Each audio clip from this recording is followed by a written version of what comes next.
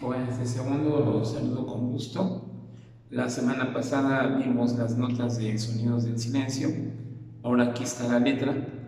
Antes de mostrarles la letra, les tengo que decir que en mi página, en cada nueva actividad son dos tareas.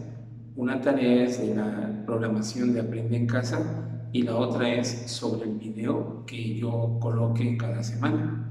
Entonces, algunos de ustedes nada más me están enviando una sola de esas dos tareas. Por favor, a partir de esta semana tienen que checar eso, que son dos tareas. Y cuando no haya dos tareas, pues yo les avisaré.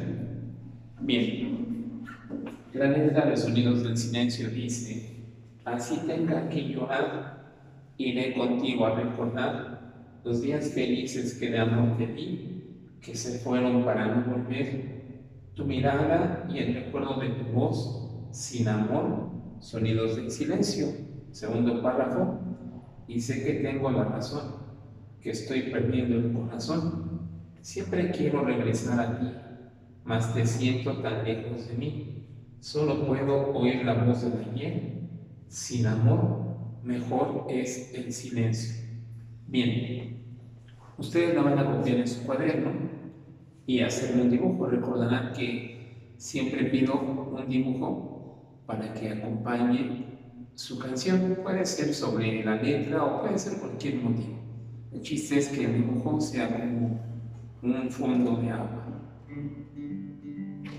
Bien, la letra dice así: así tenga que llorar, iré contigo a recordar los días felices que de ahora te di, que se fueron para no volver. Tu mirada y el recuerdo de tu voz, sin amor, sonidos del silencio. Y sé que tengo la razón, que estoy perdiendo el corazón. Siempre quiero regresar a ti, mas te siento tan lejos de mí.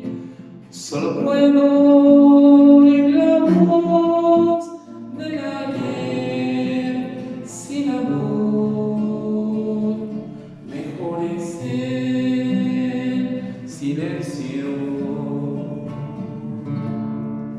Bien, ustedes la van a estudiar, la van a escribir y si pueden cantarla, pues la cantan ahí en casa y le hacen su dibujo.